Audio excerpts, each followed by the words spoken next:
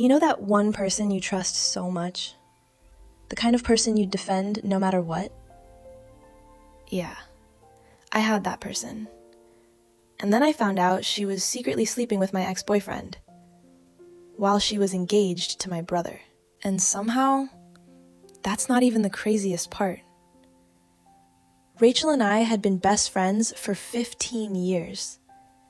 Not casual friends, not talk once in a while friends. I'm talking about the kind of friendship where people just assume you're sisters. We met freshman year at an all-girls Catholic school and became inseparable almost immediately. Same college, same dorm, same apartment after graduation. If you saw one of us somewhere, the other usually wasn't far behind. After college, we both moved to New York City, and because rent there is absolutely insane, we ended up living with my older brother, Jackson. Now, Rachel always had a thing for him. Everybody knew it. But Jackson was 5 years older than us, and growing up, he barely paid attention to her. Meanwhile, I had a serious boyfriend living in Jersey City at the time, so honestly, I was barely ever home. Most nights, I stayed with him instead. And apparently, while I was gone, Rachel and Jackson got close. Very close. Turns out, they had been secretly hooking up for months before they finally admitted they were dating. And honestly, I was happy for them. My best friend and my brother together somehow just made sense. At the time, I genuinely thought everything was working out perfectly. A few years later, Rachel and Jackson moved in together. Meanwhile, my relationship completely fell apart. My boyfriend and I broke up, and for a little while, Emma, welcome back. I ended up moving back in with my brother I'm and so Rachel. Tired, Rach. Emma, That's wait. when Jackson pulled We me need to aside talk. one night. What is it, Jackson? It's I still serious, remember the please look on listen. his face. He looked nervous, but excited. And then he I'm going to goes, propose "Hey, to your friend." I think I'm gonna What? propose." Really? I swear I almost started crying right there. Because Rachel wasn't just my best friend anymore. She was about to become family. Not long after that, I met my now fiancé. And yeah, before anybody judges me, I moved in with him after like 2 months. Probably not the smartest decision I've ever made, but somehow it worked out. Then Rachel, Jackson will you finally marry me? proposed to Rachel. Yes! Oh, Jackson, And after yes! that, their entire lives became about the wedding. The dress, the flowers, the honeymoon, the guest list. Rachel could not stop talking about becoming Mrs. Jackson Parker. And when she asked me to be her maid of honor, I was genuinely so happy. I mean, this was my best friend. So of course I threw myself into helping plan everything, especially the bachelorette party. Then a few weeks ago, Rachel and I were sitting at a coffee shop planning things out, when she suddenly brings up my ex-boyfriend, James. And immediately, something about it felt weird. Was She James goes, not a personal "Wasn't trainer James a now? personal trainer now?" James? I No, told her, I don't yeah, think so. he was. Then she starts talking about wanting bridal arms for her wedding dress, and how she loved the transformations on his Instagram page.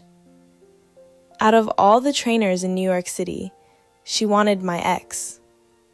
I think I we bit remember off more laughing than we can awkwardly chew. and saying, We'll get "You through know it." there are literally Right, thousands of trainers here, right?"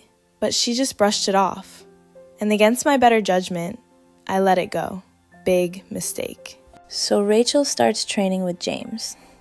At first, I tried not to think too much about it. I told myself I was being paranoid, but then last week happened.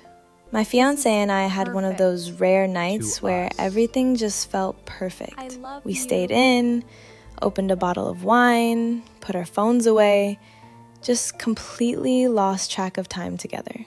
And later that night, I sent Rachel a voice note, joking about these spicy little honeymoon cubes my fiance and I had tried. I was literally laughing while recording it. And as I'm sending the message, I noticed her location, Jersey City.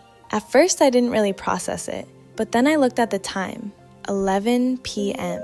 Now, I don't care how dedicated you are to fitness, nobody is doing personal training at 11 o'clock at night.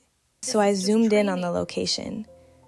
and my really stomach there. completely dropped. She was at James's house, my ex-boyfriend's house.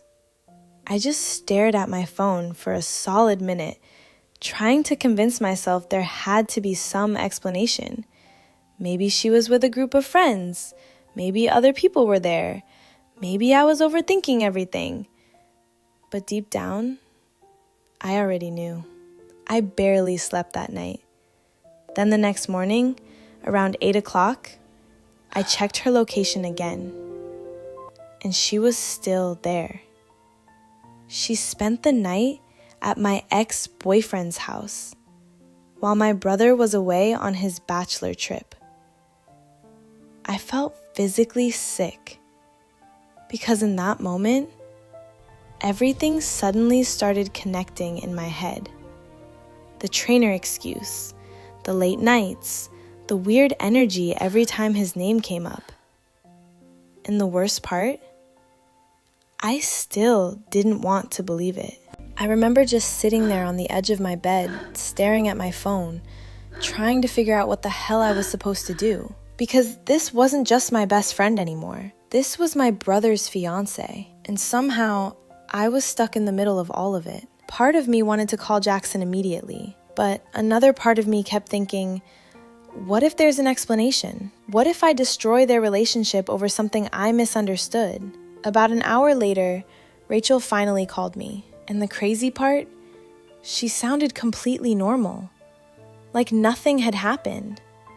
She's laughing about the voice message I sent the night before, talking about the honeymoon cubes, saying we should totally bring them to the bachelorette party. And I finally cut her off. I said, Rachel, why were you in Jersey City why were you in last Jersey night? City last night? Instant silence. Then she goes, I was just at a friend's place. A friend's place. I remember my heart absolutely pounding in my chest. And then I asked her one question. Does that friend happen to live with James? Silence. No breathing, no response, nothing.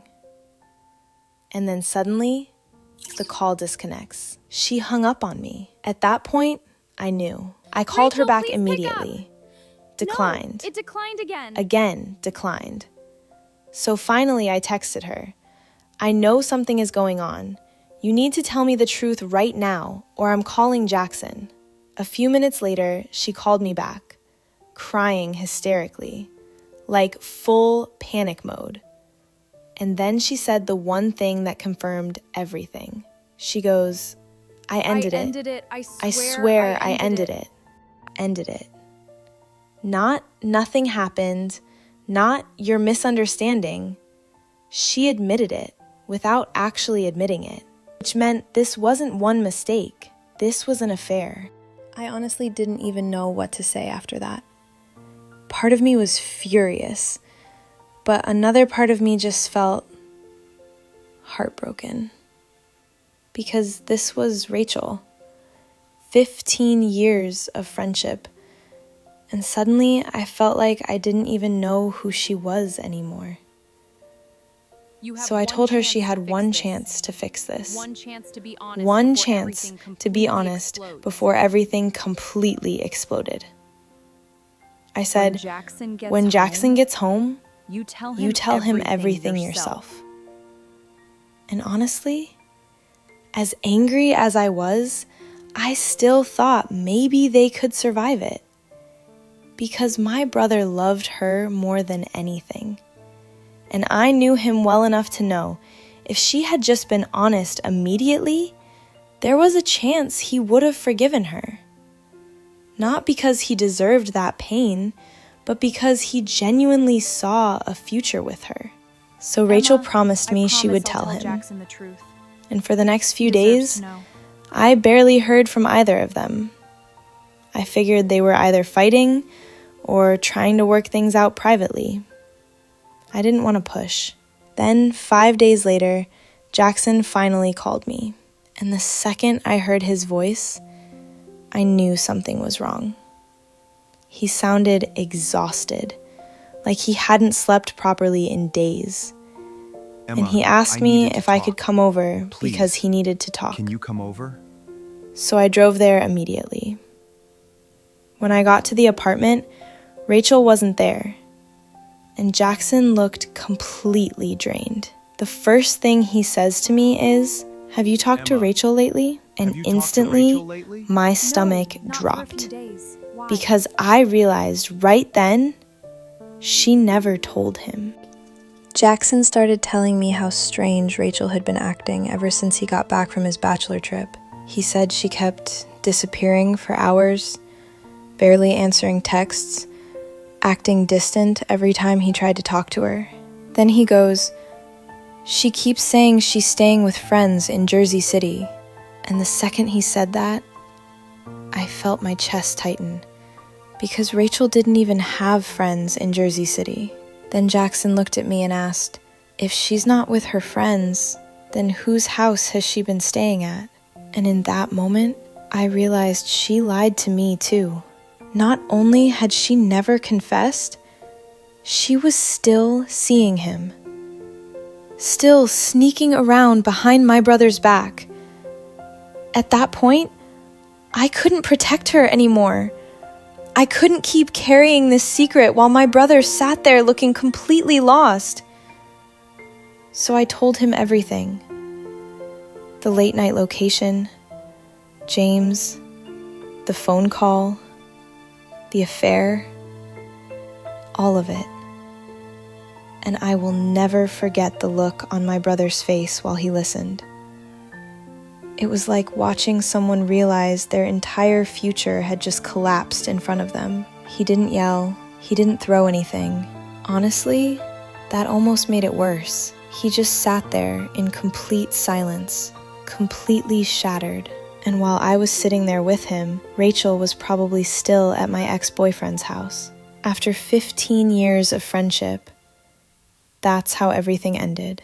No big dramatic explosion.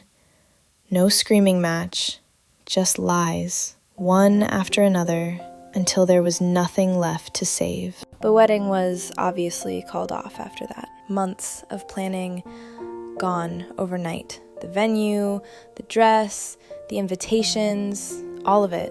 And honestly, that wasn't even the worst part. The worst part was watching my brother try to process everything. Because when someone betrays you like that, it doesn't just destroy the relationship. It destroys your ability to trust your own reality. Jackson kept replaying everything in his head.